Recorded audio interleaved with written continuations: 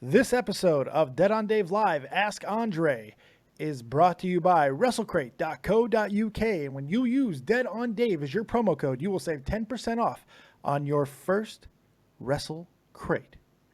WrestleCrate.co.uk. Real talk, the Metaphor Messiah, man. I got this one. Let's go. You ever seen the morning star? Mr. Metaphor Messiah, back to show you who we are. I represent a legacy, a pothead like the 70s, a different kind of mind. They say we only speak in melodies. What's going on, everyone? Welcome back to the channel. It's your boy, Dead on Dave, coming at you live for that weekly wrestling smackdown with really the only guy you need to be listening to. If you got wrestling questions and you're not asking the guy standing next to me right now, guess what? You're probably not getting the right answer. It's the one, the only one of the true remaining wrestling journalists left in the game, Andre friggin' Corbeil. What's going on, my friend? Thanks a lot, Dave. Took me a little while to get here with my walker, but you know, one of the dying few. Well, I'm glad that you were able to make it, old man. It's always good to have you here, man. And we were supposed to do it last night, of course, but my wife tried to murder me with food poisoning. And because I'm a big, stupid idiot, I tried to chicken chili twice and got sick twice and wasn't able to do the show, but it's okay. But we're here to make it up to all of you today because lots of things are happening in wrestling, especially in the last week. So we're going to talk about some of that, and we're going to take all of your questions, all of your calls, and we also got a really cool announcement for next week's show. Next Sunday, Brian Hebner is going to be live on the show. So pretty damn cool stuff, I think. And that's because Andre's the friggin' man.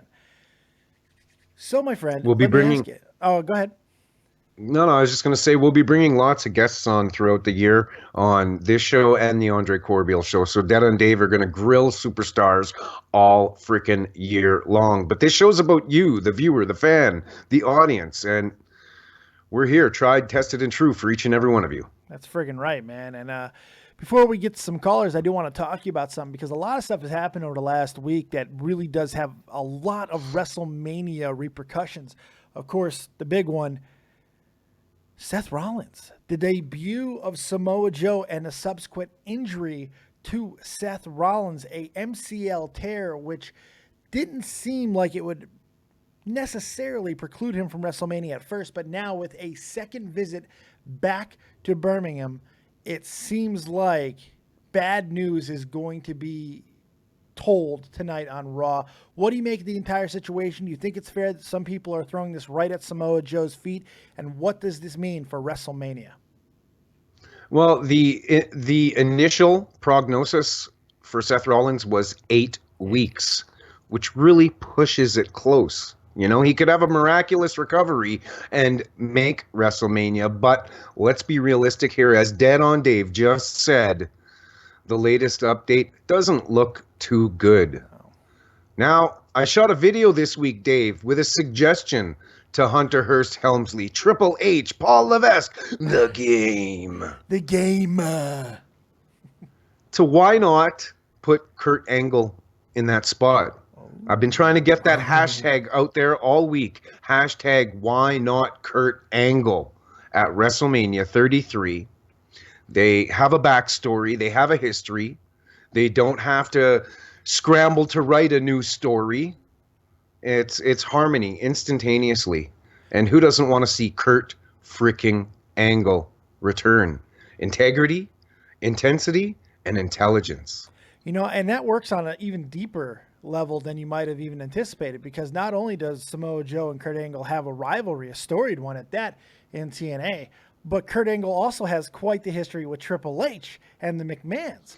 That's what I'm going for, is Triple H, Dave. Yeah. Triple H so versus Kurt Angle. Oh, see, I was going to say just kind of slide Kurt Angle into Seth's role and have him first take on Samoa Joe and then Kurt Angle and Triple H at WrestleMania. But yeah, no, I'm with you 100%. We're on the same page then. Yeah, I think it's a really good idea. I think it's very smart to go that route because it's going to sell. I mean, let's face it, as great as Seth Rollins is, he is not the name or the draw, and may never will be, to be completely honest, that Kurt Angle is. Kurt Angle makes a hell of a lot of sense. And there's an ongoing issue here, Dave. pertaining and relating to Samoa Joe. Let's go back to a friend of mine, TJ Wilson. The rest of you may know him as Tyson Kidd, who was injured by Samoa Joe. Now, I wanted to get your thoughts on that because Well, I've seen video I of that see- a million times, and I still don't see anything wrong with that spot. Still. I see an issue forming here with Samoa Joe injuring people. Is Samoa Joe too stiff for WWE?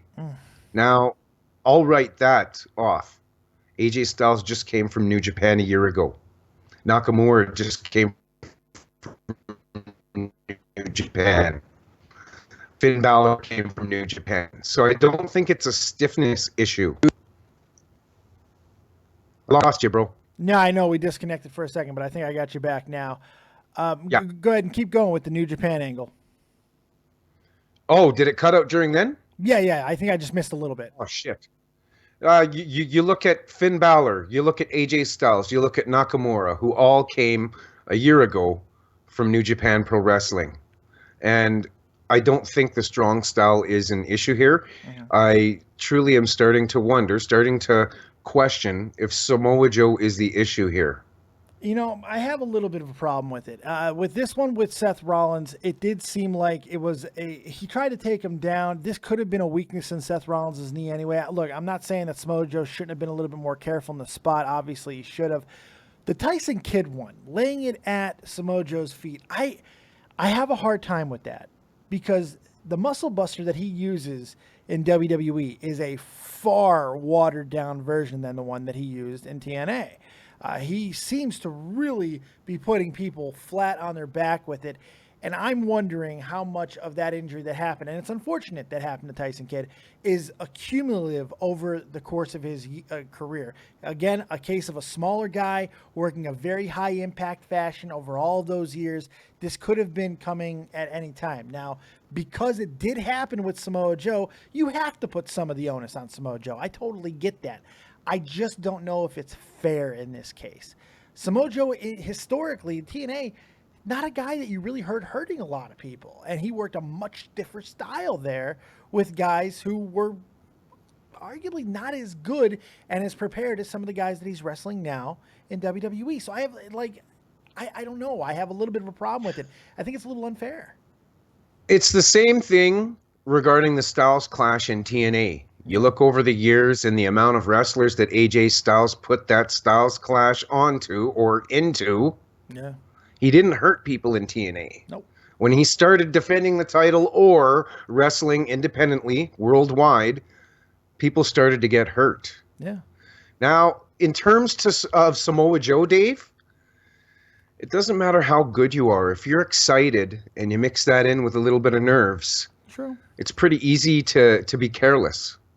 No, you're not wrong. You're not wrong. But Samoa Joe, of all the things that you could say about him, careless has never really been something that I would throw at his feet. So I don't know. Only time's going to tell. And if he gets punished for it, I don't think that's even unfair to do. He didn't get punished for the Tyson Kidd one. In fact, he went on and had one of the most destructive and dominant TNA title runs in that company's history. I don't know if this whole Seth Rollins thing is going to be laid at his feet. I really don't know. Oh, I think I lost you. You still there? Is it really possible? Is it? Yeah. You got me now? Yeah, go ahead. Got me now? Yep. Now, shit, I forgot what I was going to say now.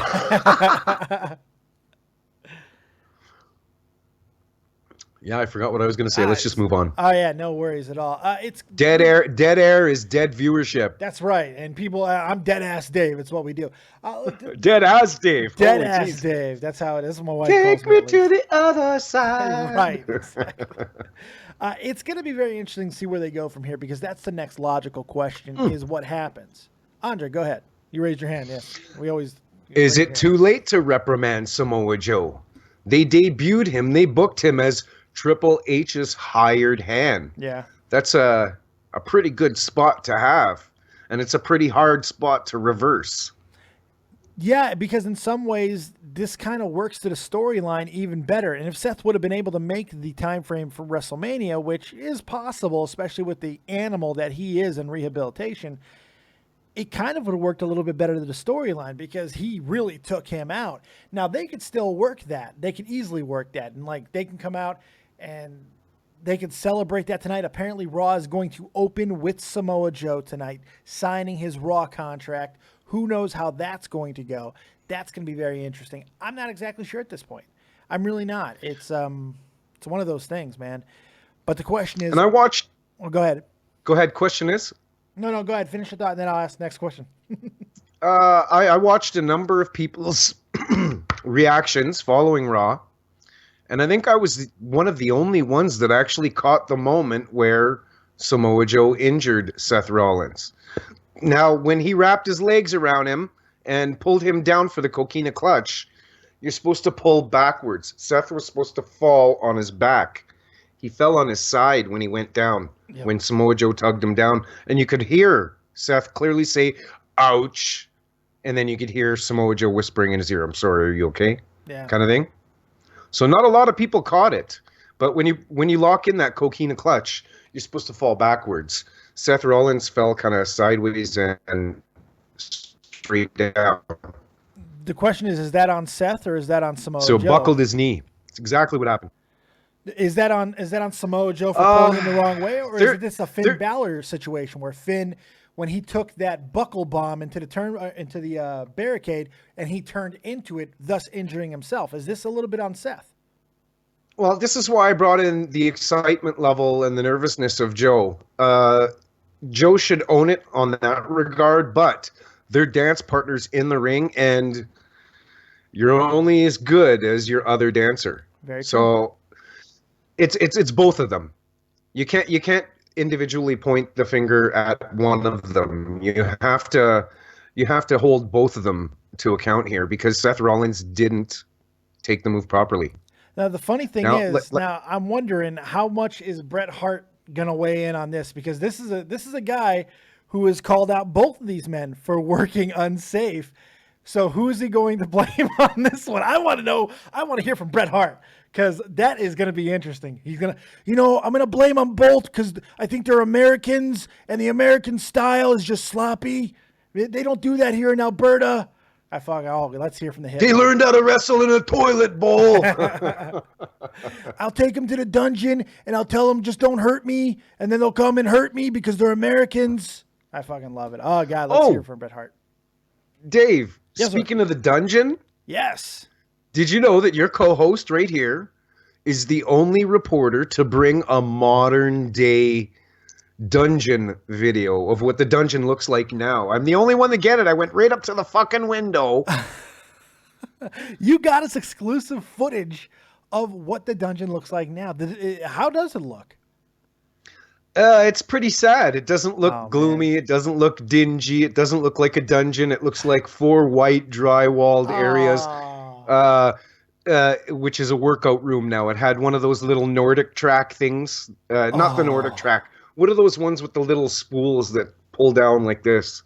The Ultimate Fit Machine things. I have no idea. Yeah, something like that. But yeah, it had that. It had those big giant bouncy balls, and it was kind of disheartening. That is now unfortunate. Normally someone would be asked to leave the grounds, especially on the level that I visited the grounds. But the lady was very nice.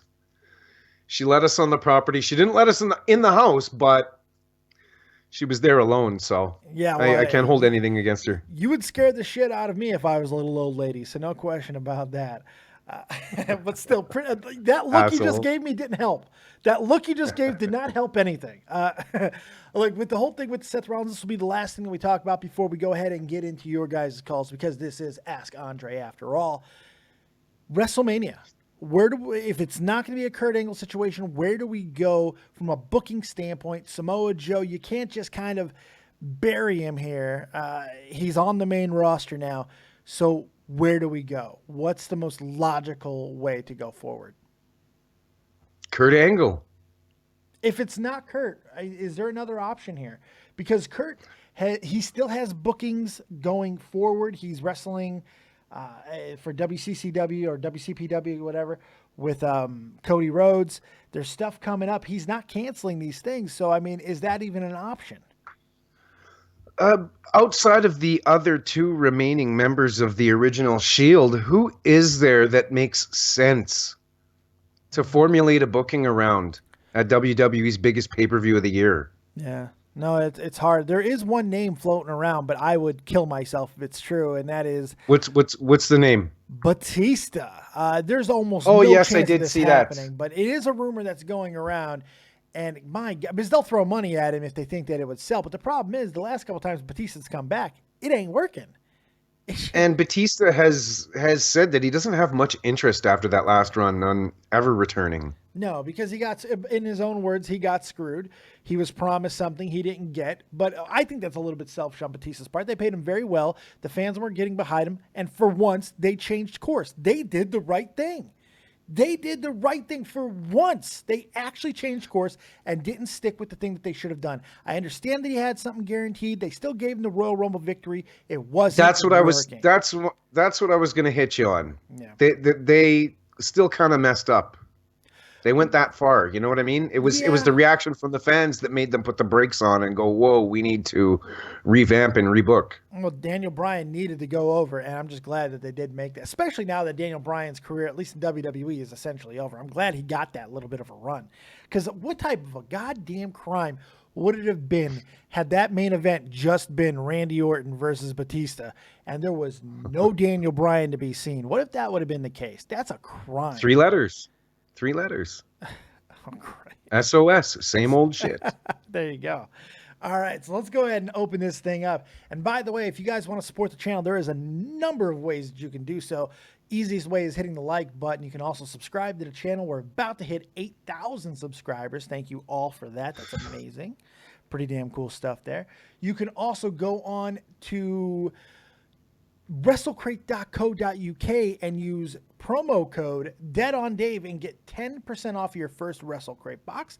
And the best and easiest, quickest way to show instantaneous love and affection is to go right into the description box, hit the link to donate to the channel.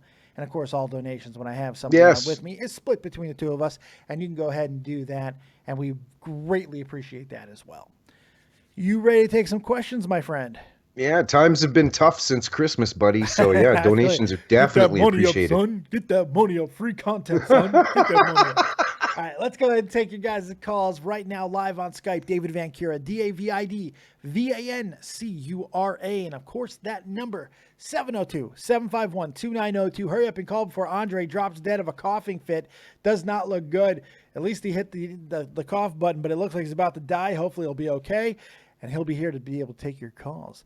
Let's start. I'm good, brother. Yeah, I'm glad. It's that Tim Hortons coffee. It's a killer. It's an absolute killer. You can't even dignify that with a response. I don't blame you. We'll also be taking your calls and questions in the chat as well. If you have anything you want to put in there, you can do that as well. We will take those questions. Sarah Small in chat says, Andre, I like your jersey. What are you rocking there? Is that a New England Patriots jersey, you front runner? It's a Brady jersey on top of everything else.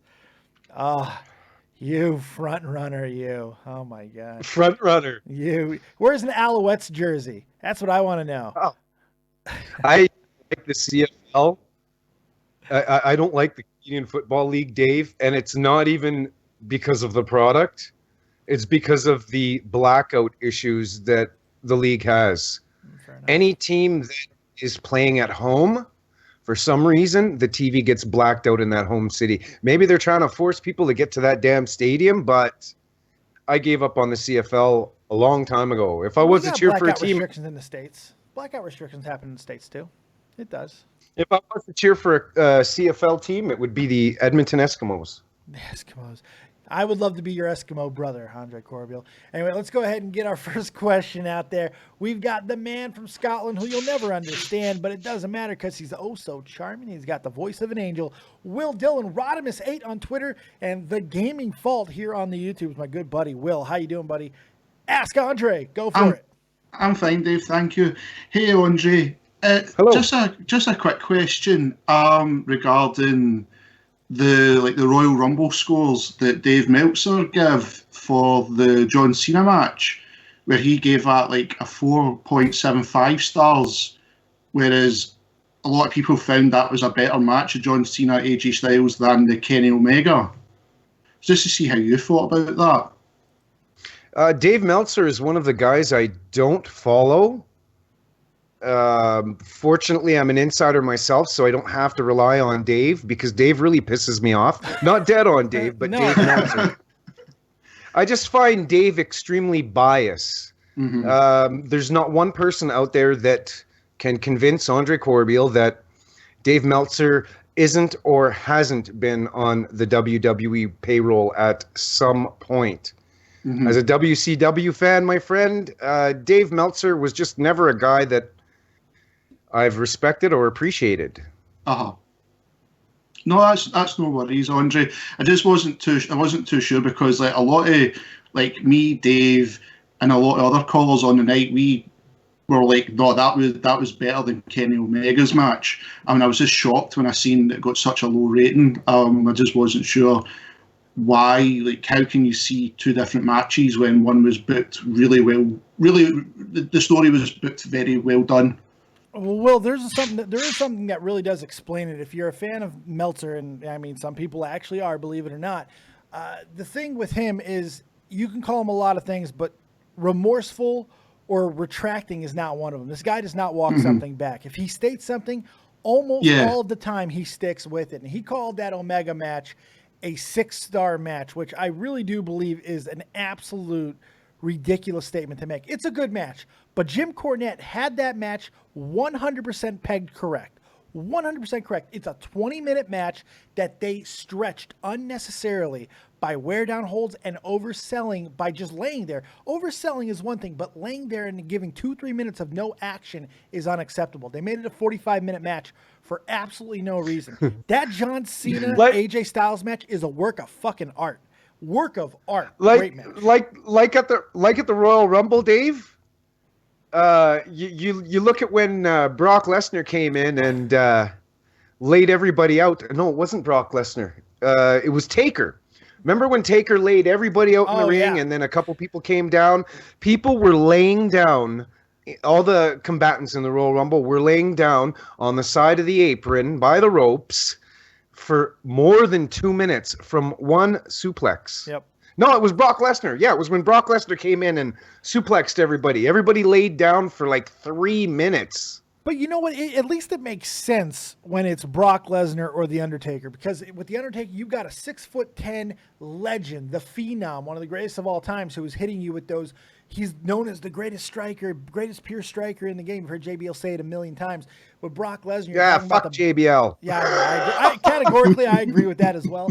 But then you have Brock Lesnar, who dominant. He's the beast. He suplexes everybody. So at least it makes sense for Omega and fucking Okada to be resting for 3 minutes because of a fucking like a regular suplex. It's just it took me out of the match. The second time I watched it, I definitely didn't like it as much as I did the first time. Just my opinion. Will, you got anything else for Mr. Corbeil? No, thank you guys. Thank you, Dave, for taking my call, and thanks for speaking to me, Andre. Thank you. Yeah, hey, no problem. I just posted a Bram interview on the channel where we talk about ICW fans being the craziest. So check it out. I'll definitely check it out, Andre. Thank you so much. Thanks for calling in, buddy. Take it easy, Thank Will. you. Good stuff. I love Will Dillon. He's fantastic. Seems very polite too. He's a good guy. Hey, if you're trying to get a hold of us, make sure you add me first on Skype so I can get your information so I can bring you into the call. Can't take your call if I don't have you on here, so make sure you do that. Andre, I'm gonna bring you back in a second. I have to try and get these callers in. I'll bring you right back in, buddy. Okay. All right, we're bringing back Andre Corbeil in just a momento, por favor, because I would like to clear the queue here so we can bring people in. So Andre Corbeil is coming right back in, and then we're going to start taking calls once again. I hate Skype so much. I can't tell you how much I hate the Skypes. We're going to get this fixed. Come on, Corbeil. Answer the phone. Mr. Andre Corbeil.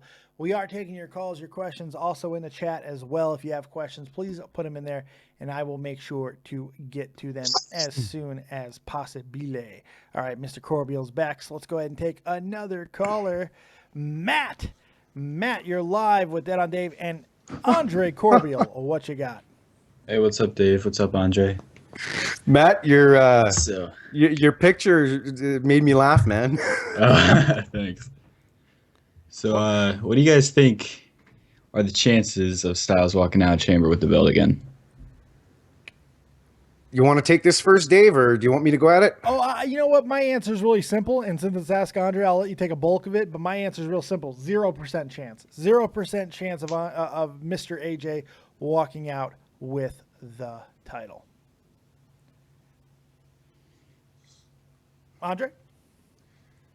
I'm kind of torn in this regard. I think that's a really good question because we all know the end game here is for John Cena to lose one more time and win one more time to pass Ric Flair as the all-time leader in title wins, even though Jerry Lawler, I'm blanking out right now. The guy in Puerto Rico, You're not talking about Carlos Papa, Colon. Yeah, I was about to say, are you talking about Papa Cologne? Yeah. Him and Jerry Lawler. Nice. He and Jerry Lawler have way more titles than what WWE recognizes. Ric Flair also has a few title Ric Flair has reigns. 21 total that they don't recognize 5 of them. Yep. But ultimately, Matt, the end game is John Cena to surpass Ric Flair. So I do think there is a possibility that AJ will snatch the title back from John Cena at some point. Now, I find it interesting because to me, this is only going one way. Randy Orton wins the Royal Rumble, and that only sets up one thing. That's Bray Wyatt. Bray Wyatt is walking out on Sunday of the Elimination Chamber with that belt. Mark my words, it's a happening, and we are going to get Randy Orton and Bray Wyatt at WrestleMania. I am not sure of a whole lot of things in this world, but I'm pretty damn sure of that, and I'm also pretty damn sure we're going to get AJ Styles and Shane McMahon at WrestleMania as well. They've been laying the seeds to that for a little bit of a while, too. So it's going to be very interesting to see where they go there, but that's my opinion on it, at least. If they don't do that, Dave, with Bray Wyatt, it'll ultimately be too late because they're almost 2 minutes to midnight right now with Bray Wyatt when it pertains and relates to dropping the ball. Yeah. They've had a real beast. They've had a problem over the years of building superstars and keeping them at a high level on the card booking wise. But Bray Wyatt, they've dropped the ball time and time and time again. And if they don't pick up the ball with Bray Wyatt soon, there'll be no turning back. And I think it's 2 minutes to midnight. I would be okay with that, Dave, if that was the booking. But let's not forget the former World Heavyweight Champion who has had the most phenomenal year in the company is in that Elimination Chamber match. He is, and he has had an unbelievable career. But I feel that they're working an angle now to not only get him in there with Shane McMahon, which I do believe they feel would be a reward for that year. I do believe that's how the WWE believes, because not everybody fights the McMahons.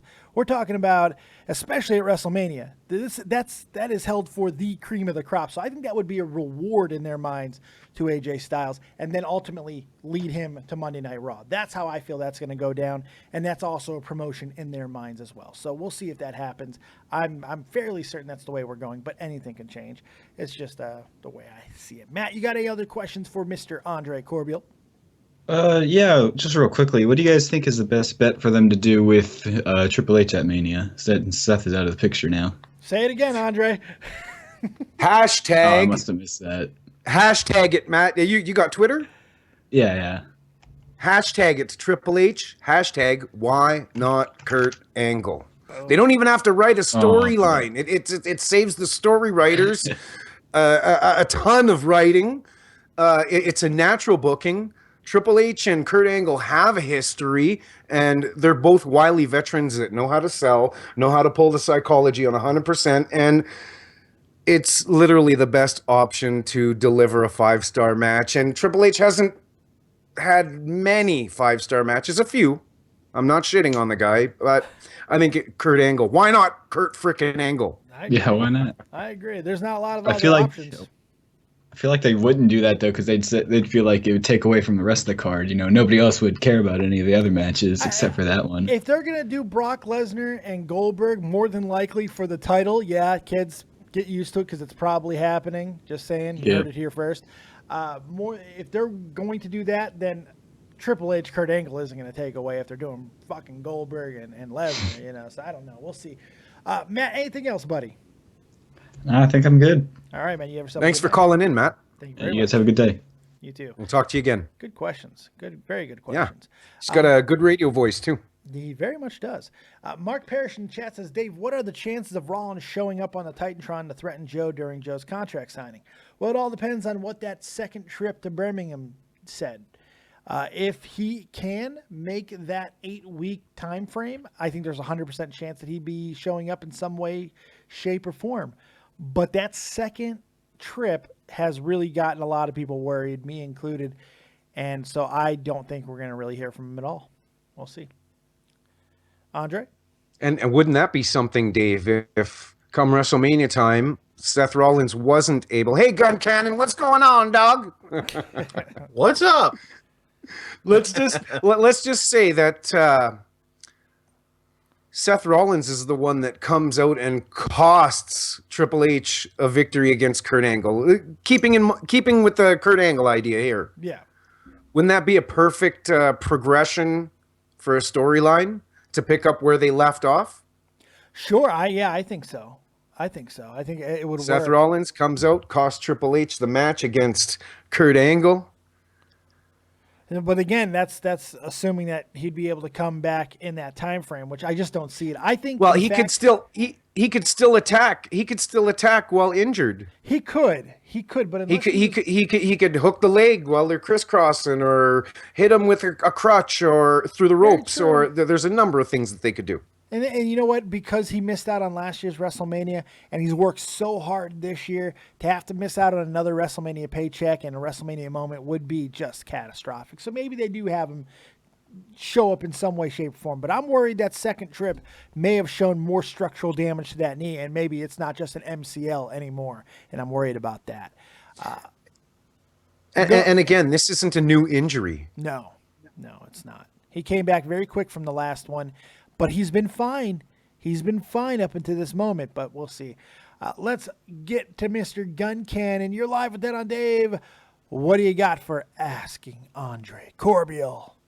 Well, I have two questions. One's neither, surprisingly enough, have anything to do with the situation with Rollins. One kind of on the funny end, because I want to get a humor response from both of you. The non-humorous one, though, is the fourth. On the 4th, Hideo Itami put out a tweet saying, "See you soon, NXT." Do you think he's coming back this quickly from a neck injury? Andre? Dave is the guy to ask, because if there's two promotions out there that I'm not versed in totally, it's NXT and Ring of Honor. I don't watch much of either product. When it comes to Hideo Itami at the moment, the neck injury was never really seen as something overly worrisome. It became more of a procedural thing and precautionary why they kept him out as long as they did. If he's tweeting it out, more than likely it is legit. He will be back very soon. They would love to get him back before WrestleMania. It opens up options for so many ways to go. It makes sense for a lot of different... They love Hideo Itami. This is a guy that they were pushing 2 years ago in the Andre the Giant Memorial Battle Royal. They had a huge thing that they showed for NXT, this build-up to him getting that spot and all of that. He was going to be popping then. They want him here. They want him in there as soon as humanly possible. They see big things, but if the guy can't stay healthy, there's nothing they can do about it. So if he says he's coming back, I tend to believe him, and I hope so, because it needs to happen. He ain't getting any younger. Yeah, absolutely. And the humorous question is something that I was reading about today. If you were living in Houston, would you vote for Booker T as your mayor? Andre, I'll ask you first. Would you vote for him 5 times? 5 times? 5 times? 5 times? 5 times? 5 times, 5 times, 5 times, Georgia County Prison. Booker T, sucker! Hustling! I don't know. When you have a criminal past and you turn things around and never revisit that past, I think you've paid your debt to society and that past shouldn't come back to haunt you. So in Booker T's case, I'll give him the pass. The man's made a success of himself. Now, I don't know. No, I can't.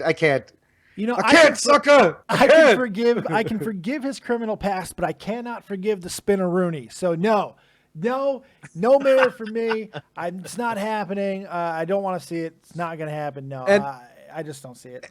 And if they're going to erase Hulk Hogan from the WWE Hall of Fame for using certain words, I can think of WCW Nitro and Booker T going over that edge because we coming for you, Guncannon. We right. Coming for you, player. We take what we want. Hulk Hogan, we coming for you. Thanks for making Dave and I look good, sucker. Sucker. You're very welcome. God, I love it. Guncannon, you got anything else, buddy?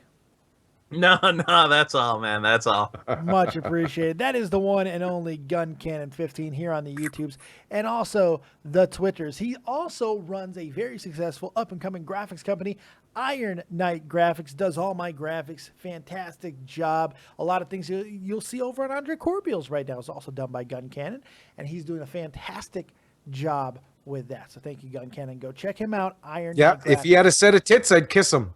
Wow, there you go. There you go. No dong though. I mean, like he still has the dong, even if he has tits. No, we're not going there, bro. Gotta have the dong's got to be gone.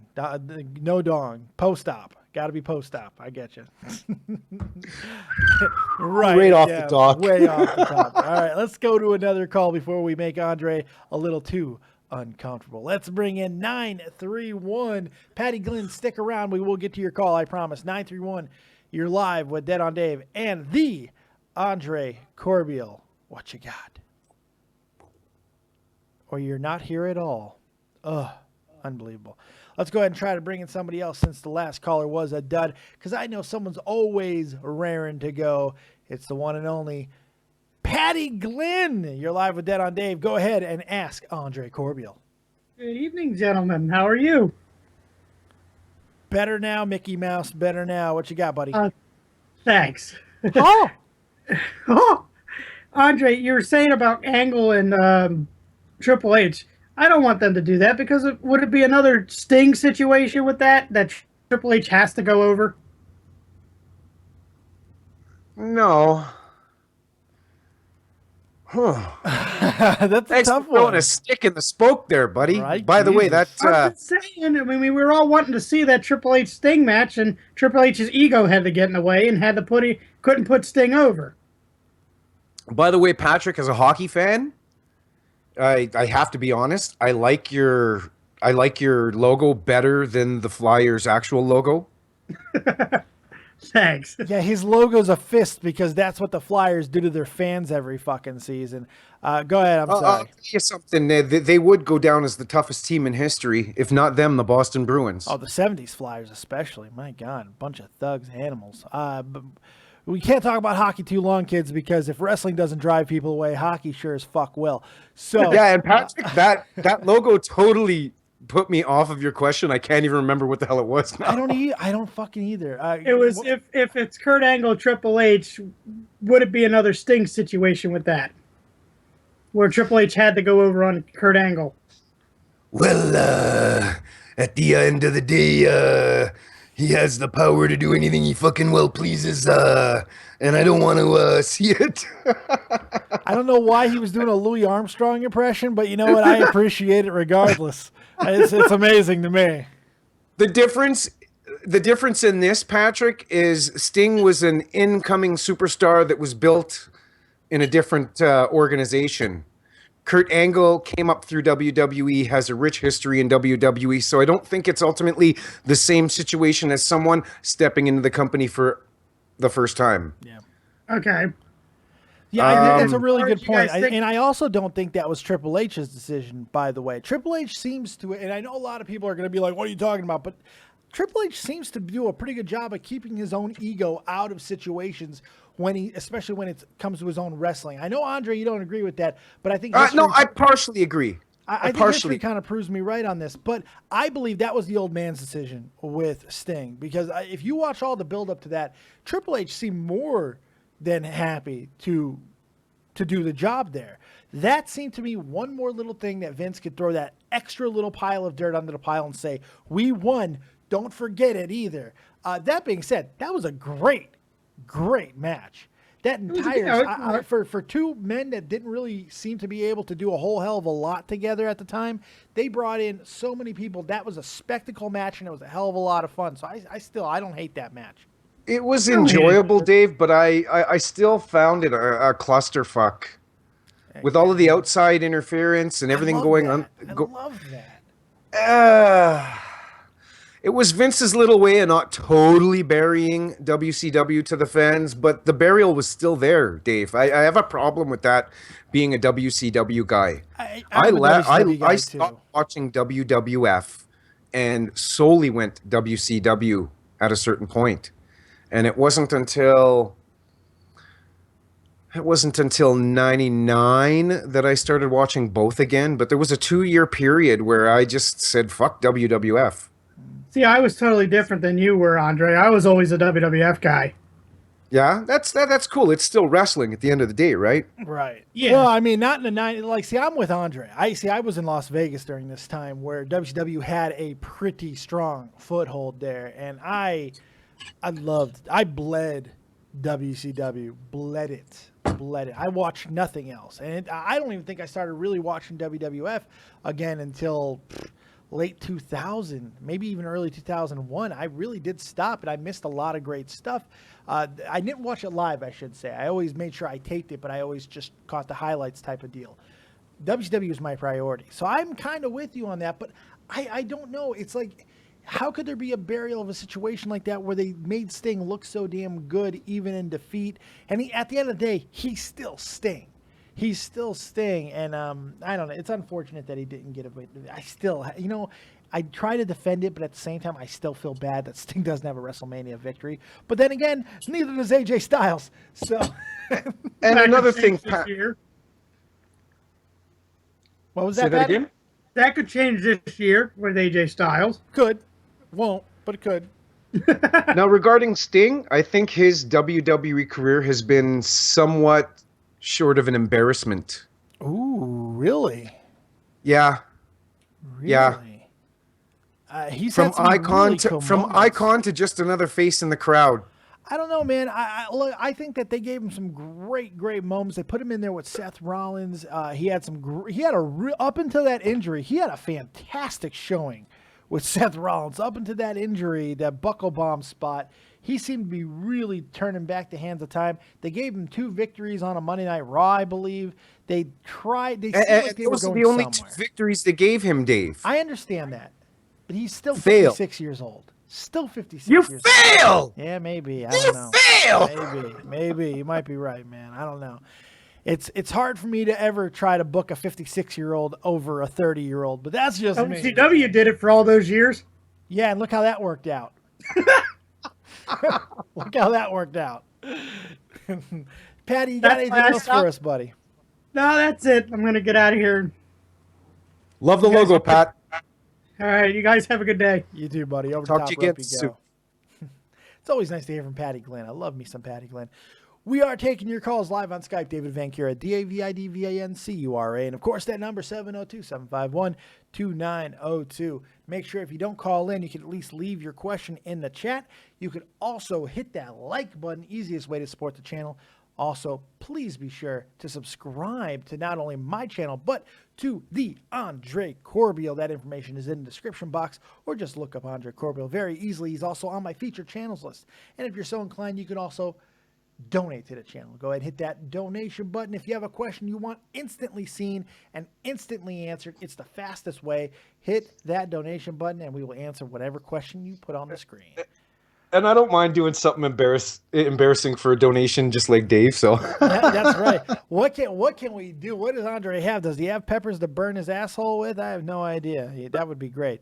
I'm trying to take 931, but I cannot add him to group. Andre, I'm going to hang up on you and bring you back in just like I had to a minute ago. I hate Skype. Okay. I hate Skype. Oh, I hate Skype. 931, call back in exactly 2 seconds. Call back in again. Let's try to bring back in Andre Corbeil here. I'm sorry for the Skype issues. If there are some questions in the chat, let's go ahead and hit them up. Let's see here. Leaping Lizard, I came back to wrestling in 96 with WCW and switched over to WWE in the early 2000s. Yeah, I think a lot of people did that. Reputation killer. Triple H looked pissed when Sting said he was retiring at the Hall of Fame. Yeah, it seemed like it was a little bit of a surprise there to him and a lot of other people. Looks like we're back. Andre Corbeil is back up in the mix, looking good, drinking coffee, and having a good time. We're going to take the last couple of callers that we have, and then we are going to vamoose up out of here. Now he's got the glasses on, and you know you're all in trouble now. PVS Sweetie Pie, shirtless Dave massaging his nips. Well, yeah, that's a thought. That is a thought right there. Oh, what's Corbeil doing? Oh, Nothing. Boy. Nothing at all. If there are no other callers, we will get up out of here. Are we that freaking boring, Dave? I guess Are we so. that boring, fans? I would love to. Don't you want to talk to some freaks? Right. Liam, here, I'm going to bring in this guy. I can do this guy now that he finally added me. Let's bring in Liam He's got a Seth Rollins little thing. Liam See if we can get him in here. Come on, Liam. Come on, Liam. Liam, you're live with Dead on Dave. Go ahead and ask Andre. What I'd like to ask is, how do you guys actually think about WrestleMania this year? This year, to me, it doesn't feel like it's actually exciting. It just seems so predictable and just seems a bit boring what they're going with. Well, the Royal Rumble is the green light, Liam. Yeah. So that's just recently removed. So we're still going to have to give them a little bit of time. It seems to be the cycle every year. As soon as the Royal Rumble happens, it's WrestleMania season. This is the best stretch of the year, each and every year for the company. And it's I was going to say promotion. It's storyline progression. Yeah. So I think the more excitement is coming. Because stuff like I actually believe. I'm sorry. I actually believe that what we're seeing right now with the names that they have set up. I mean, the Seth Rollins thing does kind of take away a little bit. Don't get me wrong, but the names that they have set up for WrestleMania, especially considering a lot of these guys, this could be their last go around. I got to disagree with you. I think there's a lot of excitement coming into this WrestleMania where this could be the last time we see Goldberg, last time we see Undertaker, possibly last time we see Brock Lesnar, depending on if you believe the hype with his contract status. Only it doesn't have even another year left on it. You got Samoa Joe here. We don't know how long that's going to be. You got the first real big run of AJ Styles. John Cena is going to be involved, and now that type of role doesn't seem to be as exciting as it was that long ago, especially if the rumors about the mixed tag team match for him is to be believed. There's a lot of things that are coming up that I do think that WrestleMania could be an unbelievably exciting event, but it always comes down to execution, doesn't it? some of the participants, I would say great, but stuff like Nikki Bella and John Cena versus Miz and Maurice, that just doesn't get my attention at all.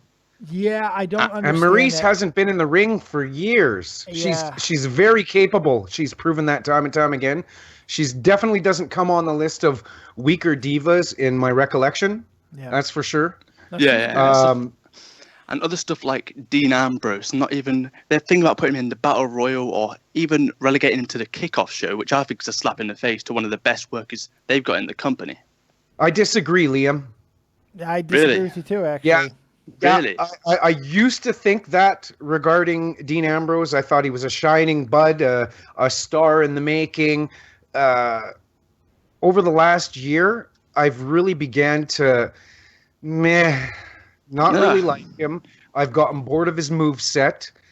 His facial reactions, it's lost its luster to me. I don't think he's anything special. I really don't. One trick pony. I agree with Andre. Now, I will say this, though. He is perfect for the mid-card, and I think he's a damn good Intercontinental Champion. if they will Agreed. actually let him start going with it. But once again, he's disappearing. They're doing the disappearing act. Yeah, they have him in the Elimination Chamber. That's great, but I'd much rather have seen that spot go to somebody else and let him defend his Intercontinental Championship. Yeah, definitely. I agree there. Another thing, Liam, Yeah. when I look at what Dean Ambrose does, I see a carbon copy, not quite as good version 2.0 of Brian Pillman.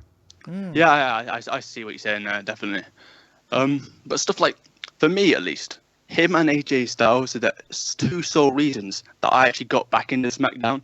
Back last year, it was a bit, when it first started, it wasn't as entertaining for me. It got very entertaining as the year went on. But at the start, there was only two reasons I watched SmackDown. That was AJ Styles and Dean Ambrose. SmackDown's definitely saved face in 2017. Yeah, no question. it definitely overtook Raw massively. No question. I agree with that 100%. It's going to be interesting to see where they go from here on out with it. There's a lot of problems with some of the people, and Dean Ambrose is one of them. You know, like as far as character. And there's a video that I want to cut, and I'm going to do something very extensive on this because it's kind of driving me nuts. I think that there is one big factor of why characters are not getting over the way they used to. And I'm going to do a video on this because I think it's the death of kayfabe. And I'm going to tell you guys exactly why I think that in a later video. It's something I've been talking and thinking a lot about as of late. People always talk about the death of kayfabe, that it's not a big deal, and what does it actually affect? I believe it affects character development. It doesn't affect anything else. It affects character development. I'm going to get into that later. It's something I kind of wanted to tease. Liam, you got anything else, buddy? Last thing I would like to ask is, what do you guys think on Roman Reigns versus The Undertaker? Andre?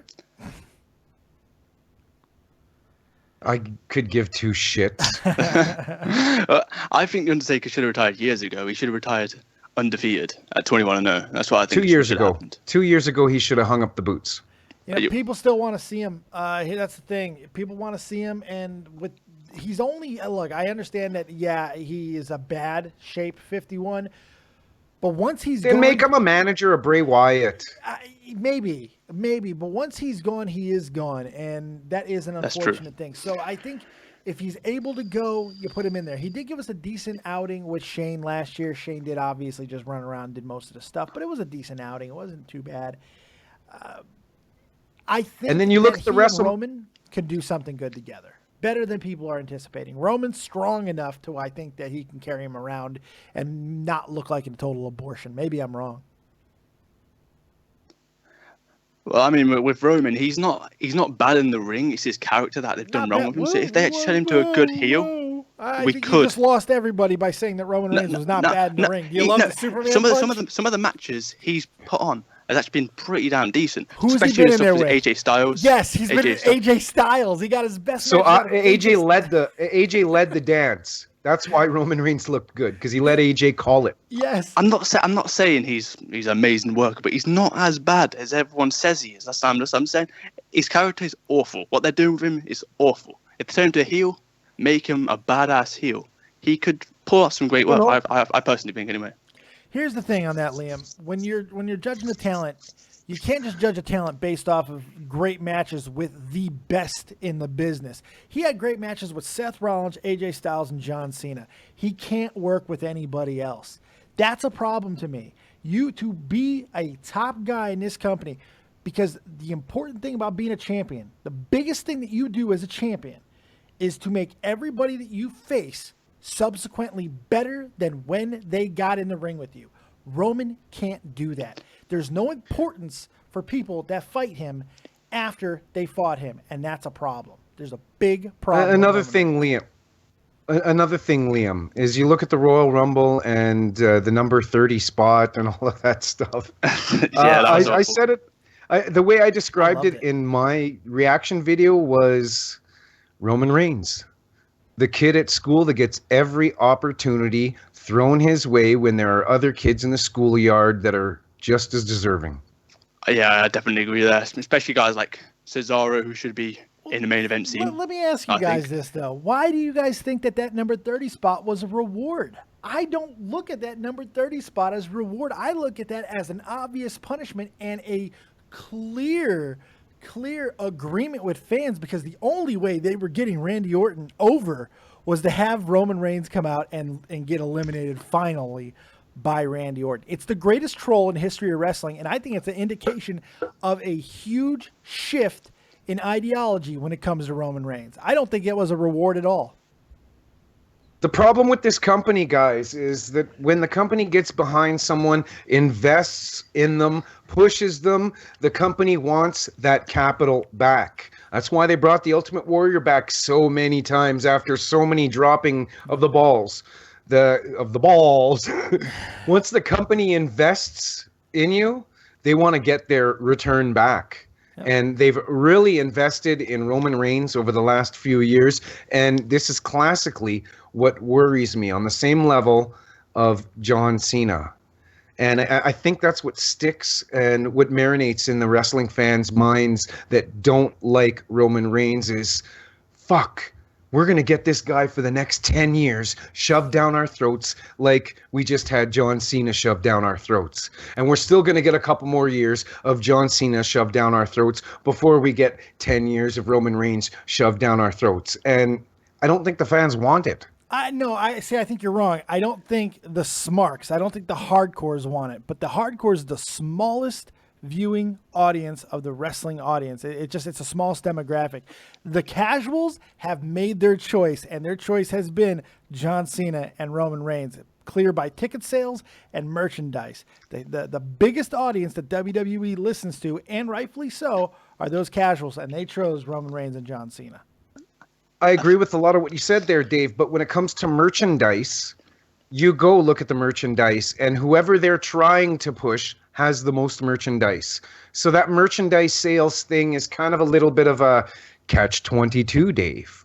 Except for the CM Punk, who only had a few articles when he was outselling everybody. You know who throws a wrench into that, though? There's somebody who throws a wrench in that argument. His name is James Ellsworth. James Ellsworth came in with a terrible shirt and outsold everybody. Yeah, that's a flavor of the month. That happens every once in a while in wrestling. That's true. But yeah, you go look at the John Cena articles or items that are available when you order online from WWE. There's more John Cena stuff than anything. And very close second, Roman Reigns. When we went to WWE here, we ended up buying a little Roman Reigns gloves for my girlfriend's kid and Kevin Owens dog tag. I think it was Kevin Owens dog tag. Was it Kevin Owens dog tag? Yep. But whatever. There was lots of merch for Roman Reigns. Well, they wouldn't have. We were in Calgary, and I couldn't even find We were in Calgary live, and I couldn't even find an Natalia Neidhart shirt available at the merch table. But there was tons of John Cena stuff, tons of Roman Reigns stuff. Yeah, there's tons of it because it sells. I mean, if it wasn't selling, they wouldn't be making tons of those shirts. But there's high demand, so they supply. It really is an interesting discussion because you can make the argument, okay, yeah, there's a lot of merch, but if it wasn't selling, they wouldn't be doing so much of it. It's interesting. Liam, you got anything else for us? What I'd like to say is that, yeah, I do agree with your Royal Rumble point there. I think it was the perfect choice to go with Roman Reigns, and why? Because if they would have brought Samoa Joe at number 30, Randy Orton would have been shat on by the entire crowd. But because they brought out Roman Reigns, everyone hates Roman Reigns. So to get Randy Orton over as one of the biggest faces in the company right there, right at that right moment, have him eliminate Roman Reigns gets booed as a heel for WrestleMania, I guess, if they want to go that way, against Undertaker. And on top of that, Randy Orton, well, he gets the biggest face reaction that what they wanted. So I think it was perfect, and I think I agree with you 100% with that point. All right, Liam, I appreciate your call, buddy. You have yourself a really good night. Thank you for the questions. You too. Thank you, guys. Take it easy, Liam. Thanks for calling. That's going to probably be the last call of the night. Redesign, rebuild, and reclaim. PVS Sweetie Pie in the chat, he said something. PVS Sweetie Pie always says things that drives me crazy, but this one's kind of interesting. LOL Andre is 100% right. Vince decides who is pushed. No fucks are given on what fans like, exception for Daniel Bryan. Oh, yeah, except for, AJ Styles and Kevin Owens and, all those guys. No, AJ... I'm sorry. AJ is not a AJ wasn't prototypical. treated that great. Let's not forget. Oh, In the beginning, really? he was doing jobs and he was losing. Wait. He jobbed to Jericho. Chris Jericho, one of the greatest all-time fucking guys in the history of the business at WrestleMania, and then the next night beat him in a fatal four-way to be the #1 contender. Come on, Andre. You're better By than the way, this. Dave, on episode 71, this past Andre Corbeil show we did, when you did your Raw is Jericho thing, I laughed so hard. That was gold, buddy. That was gold. You know what happens? You know what happens when people who don't believe that AJ Styles was treated really well by Vince McMahon? You just made the list. So AJ forced the hand of Vince McMahon. I think that was always the plan. They paid him out the fucking moon, man. And that was my thing. If the money that was being reported was actually what what AJ made, then there was no question in my mind that he was going to be pushed the way he was. Look, yes, he lost to Chris Jericho at WrestleMania, but then immediately went on a tear and had a hell of a nice championship run. And if the rumors are to be believed, he's about to be even more rewarded for all that great behavior. I think that was always the plan, though. You don't get a guy like AJ and pay him the way you do at 39 years old unless you're going to push him. I don't know. Maybe I'm crazy. I could be. Wouldn't be the first time. I don't know. I think LT and all the money they paid him for that WrestleMania spot. Different situation. That was a one-time off. Different situation. But still, I get your point.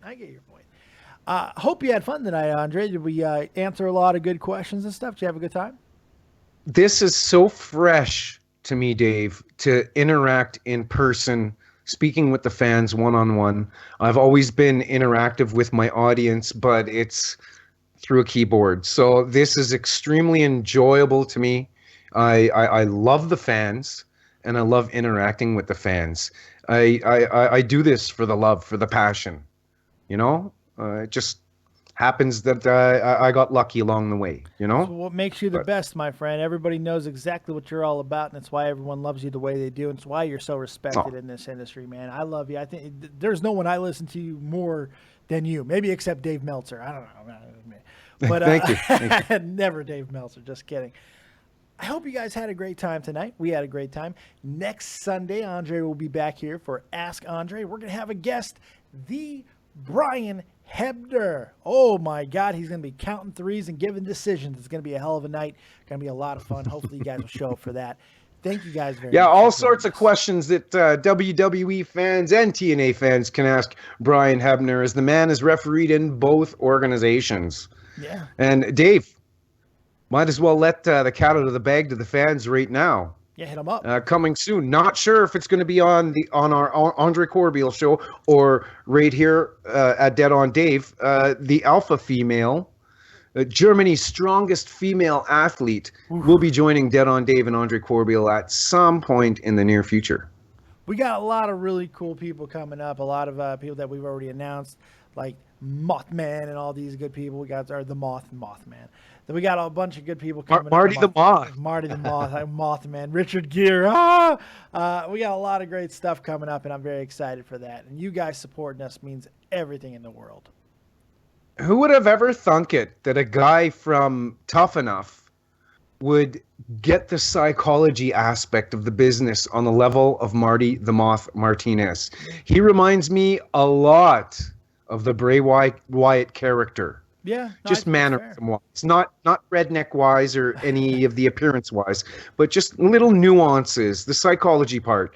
Marty the Moth Martinez is very, very creepy, very insane, and a very smart psychological-based wrestler. Very Jake Roberts-esque, in my opinion. The way he goes about it, very methodical, very psychological. Cerebral. That's Jake Roberts to me, and I agree. I can't wait to talk to him. That's gonna be a lot of fun. So. And I'm working on Rosemary, Dave. Oh, look at you, man! I love that. She's lukewarm.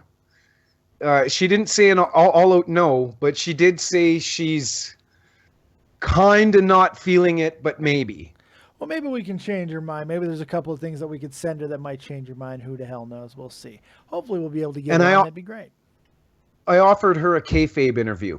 Oh, really? Oh, that would be where fun. she shows up in the face paint and we keep her in character. Oh, that would be fun. So I think that's where the maybe came in instead of an outright no. Oh, that would be fun. I would be so down for that. Oh, that would be a lot of fun. Can you imagine her just spray green mist at the screen? Oh, yes, very much so. Oh, my God, I would lose my mind. I would be spraying green mist, but out of somewhere else. On that note, I hope you guys had a fun time tonight. We're not getting her now. I just fucked it up completely. Thank you guys very much for joining us right here on Dead on Day Productions for your weekly Ask Andre Corbeil. Had a blast as always. Make sure you guys are supporting everything that's going on within the channel and the community, including this man right here, Andre Corbeil, over on his channel, Andre Corbeil on YouTube. Also, we are both part of the Realm Network and Mr. Vince Russo, the brand, the website, and right here on YouTube, Vince Russo. Did I miss anything, Mr. Corbeil? Nothing other than that we're knowledgeable, passionate pro wrestling reporters. We know each and every one of you tuning in are knowledgeable, passionate pro wrestling fans too. That's why we do what we do for each and every one of you. Tried, tested, and true, and we ain't going to stop. Because we're all in this for one thing. Hashtag Ask Andre and Dead on Dave. We out. That's right. See you guys next time. Keep it copious. As always, if you don't have talent, have talented friends. See you next time. Peace.